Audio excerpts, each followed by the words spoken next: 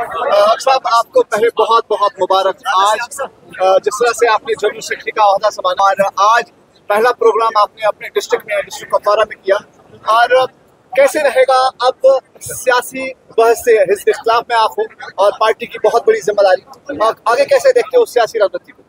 बहुत अच्छा रहेगा, बहुत अच्छा रहेगा। देखिए, हमें पार्टी कोई बनानी नहीं है, ये पार्टी बनी है। हमारे पास 30 MLA थे, 5 MPs थे, 12-14 MLCs थे। ये बहुत मजबूत पार्टी थी। मुश्किलात आ गए, लेकिन अल्लाह के फजल करम से एक बार ये फिर शुरू हो जाएगा, हमें कोई दिक्कत नहीं है।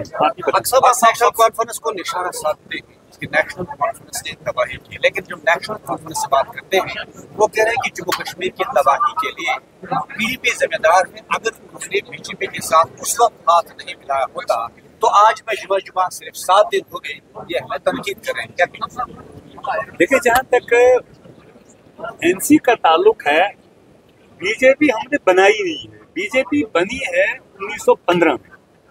1915 में ये हिंदू महासभा थी, उसके बाद ये बनी जनसंघ के बाद बनी ये BJP। उस वक्त की है, जिस वक्त 1947 में अकार्ड भी किया है शेख साहब ने, उस वक्त हिंदू महासभा मौजूद थी। उस वक्त की कैबिनेट में श्यामा प्रसाद मुखर्जी मिनिस्टर थे। ये अगर वो बात है तो ये बता दें, इन्होंने इलाक तो उस वक्त किया है BJP के साथ, आज की बात ही नहीं है। और उसके बाद मुझे बता दीजिए, जहां तक ताल्लुक है इसका गवर्नमेंट ऑफ इंडिया जो भी होगी, इसको कौन रुका सकता है जम्मू कश्मीर में दाखिले के लिए?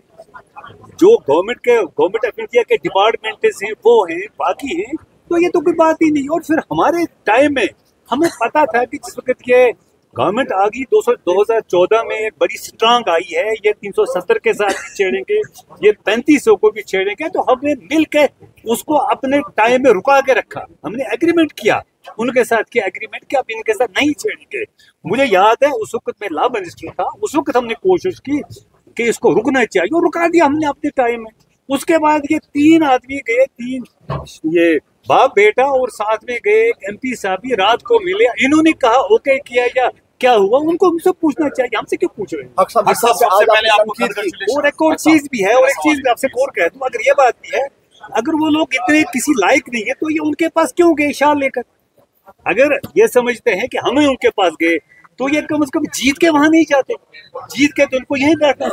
ये वहां क्यों गए? इन्होंने कहा हम 35 से वापस लाएंगे, इन्होंने कहा हम स्टेटहुड वापस लाएंगे, इन्होंने कहा बिजली फ्री देंगे, इन्होंने कहा हम पुरानी बिलें खत्म करेंगे, इन्होंने कहा हम 1 लाख नौकरियां लगाएंगे, इन्होंने कहा कि ये BJP इन्होंने जम्मू कश्मीर में लाई और BJP इन्होंने बनाई। ये सारी चीजें एक किस्म का इन्होंने धोखा दिया। लोग धोखे में एक बार आके बार बार तो नहीं आएंगे। अब वो समझ रहे हैं 2.5 महीने में ही कि इन्होंने कितना झूठ बोला, कितना धोखा दिया। हक साहब, जिस तरह आज आप समझते होंगे, जिससे आपने अपने डाइस से भी कह दिया कि अवाम परेशान है, बिजली फीस का भी मसला है, और आपने नरेगा की बात छोड़ी उस पर।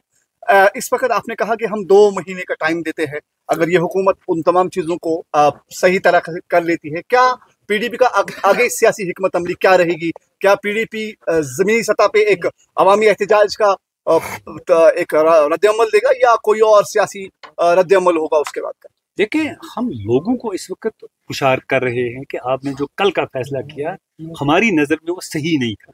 अगर आपने सही फैसला लिया होता, हमें ये 40 आदमी 45 आदमी मिले होते, हमने स्टेटहुड भी लाया होता, और आपकी जो मुश्किलें हैं ये आज नहीं होती।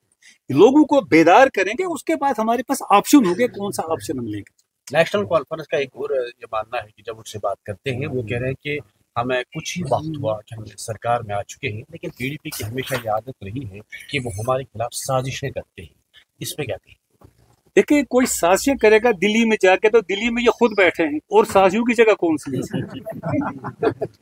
वो कह रहे हैं गिराने की कोशिश कर रहे हैं, या दिल्ली से इनकी बात रहती है ताकि जो हमारे MLAs हैं उनमें खलबशा डालें। अगर दिल्ली में हमारी बात होती है तो ये पार्टी टूटती क्यों? दिल्ली वाले कौन है? आप दिल्ली वाले तो यही है जिन्होंने अपनी पार्टी उनके साथ बात करके बचा के रखी, आज तक, कल इलेक्शन लड़ा बचा के रखी। टूटी तो हमारी पार्टी, लोग तो हमारे तंग हुए। अब आप अपोजिशन में आपका क्या रोल रहेगा, खासतौर पर लोगों के जो बुनियादी मामला थे जिस पर आपने अभी भी कहा, चाहे बिजली का मामला हो, सड़कों का मामला हो, या कुछ और ऐसे मामला थे, या डेवलपमेंट रुकी पड़ी है, तो वह से अपोजिशन जो आपके MLAs हैं, या आज जनरल सेक्रेटरी का ओहदा लिया आपने, क्या खास रहेगा? देखिए, दो चीजें होती है। पहले तो हमारे पास एक बड़ी चीज है असेंबली में, जो हमारे 3 एमएलएज हैं, वो समझदार हैं, काबिल हैं, वो पहले सारे इशू असेंबली में उठाएंगे। असेंबली के बाद चूंकि पार्टी होती है, हमारे जो जलसे होंगे, पब्लिक मीटिंग्स होंगी, उनमें हम इश्यूज रेज करेंगे, इन तक बात पहुंचाएंगे कि आपने जो वादे किए हैं वादे पूरे करो, मध्यांती लोगों के साथ मत करो। हम ये बिल्कुल लोगों तक बात पहुंचाएंगे। ये गवर्नमेंट चूंकि है, इन तक बात पहुंचाएंगे, लोगों को होशियार करेंगे। मुझे यकीन है कि इनको समझ आ जाएगी कि हमने लोगों से झूठ बोला है, हमने लोगों के साथ कोई दयानत नहीं की है। इस बात इनको खुद समझ आ जाएगी।